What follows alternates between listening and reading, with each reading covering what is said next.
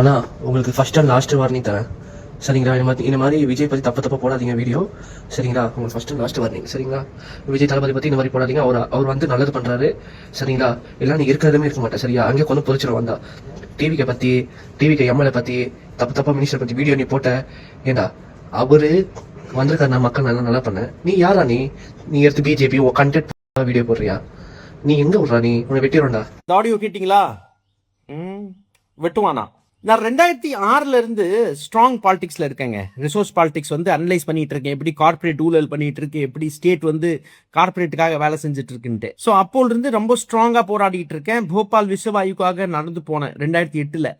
Bhopal to Delhi வரைக்கும் ஒரு 200 kilometre என்னால் நடக்க முடிஞ்சது. 800 கிலோமீட்டர் பயணத்துல நான் 200 கிலோமீட்டர் நடந்து போனேன். ரொம்ப ஸ்ட்ராங்கா வேதாந்தாக்கு எதிர்த்து போராடின 2008-09. அப்பெல்லாம் வீரபாண்டி ஆறுமுகம் இருந்த பீரியட் சேலத்துல பயங்கரம் டெரரா இருக்கும். என்ன ஒரு நாள் கூட மிரட்டல் உள்ளங்க. அவரோட கான்ட்ராக்டே ஓடிட்டு இருந்தது. மால்கோ வண்டி வந்து கொல்லிமலையில இருந்து இங்க மேட்டூருக்கு வரும். கஞ்சமலை அப்பதான் அப்ளிகேஷன் போட்டான் ஜெண்டல். அதெல்லாம் நிறுத்தினவன் நான். ரொம்ப கடுமையா அவர் விமர்சனம் பண்ணேன். Veerapandi Arumugam speak out Salem black spot அந்த வெப்சைட் இப்போ கூட பாருங்க. கடுமையா விமர்சனம் பண்ணியிருப்பேன். ஒரு நாள் ஒருத்தர் மிரட்டல நம்மள. அவர் ஒரு தாட்டி ஒரு மீட்டிங்ல கூப்பிட்டு அவங்க கட்சிக்காரங்கிட்ட பேசும்போது, ஏன்பா அவங்க கூட போராட போறீங்க, அவங்க கூட போராடுறீங்க, நல்லா இருக்கு, கதை வெட்டி போட்டு போவாதியான்னாரு. அற்புதம் இல்ல.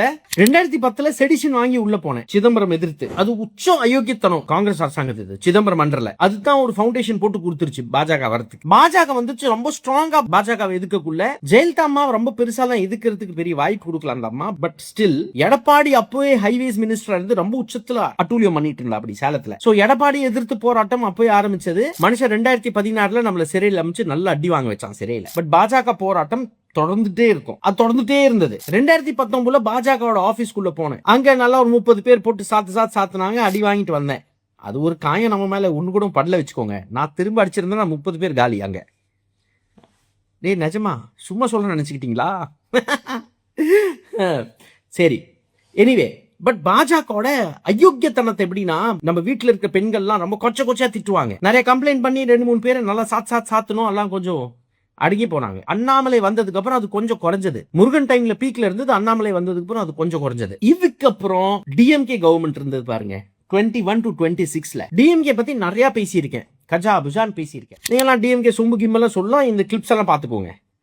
இதுக்கு மேல எக்ஸ்பிளைன் பண்ணலாம் உங்களுக்கு எல்லாம் முடியாது. பட் எனக்கு என்னன்னா, எனக்கு பாஜக பிரதான எதிரியை எடுத்துக்கிட்டேன். நாட்டுக்கு பெரிய ஆபத்து தான். சோ தனி மனிதனா என்னால் அவ்வளவுதான் கான்சன்ட்ரேட் பண்ண முடியும். டிஎம்கேவும் நம்ம எதிரி தான். சோ போட்டதெல்லாம் கிளிப் எல்லாம் போட்டோம். பட் எதிர்வனை டிஎம்கே எப்பவுமே வராது. நான் வீரபாண்டியர் அந்த லெகசியை அவங்க ஃபாலோ பண்றாங்க.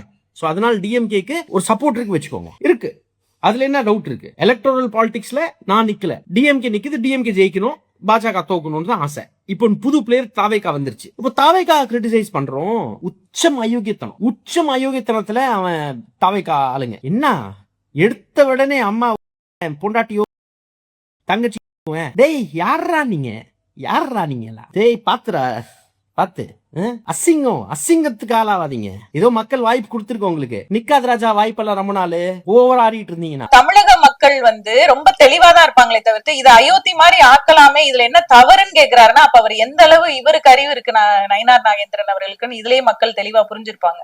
அப்ப நீங்க என்ன சொல்ல வரீங்க? நேரடியா நாங்க அப்படிதான் பண்ணுவோம். நாங்க பிஜேபியை உள்ள நுழைக்கிறதுக்கு RSS மூலமா எல்லா காரியங்களையும் நாங்க இதெல்லாம் ஒரு சின்ன விஷயங்கள் அப்படியே குட்டி குட்டியா அரிச்சு அப்படியே பெரிய பூதாகரமா ஆக்கி அதுல ஒரு சந்தோஷப்படுறதுதான் பிஜேபியோட நோக்கம். என்னன்னா தமிழக மக்களுடைய நிம்மதியை கெடுக்கும்.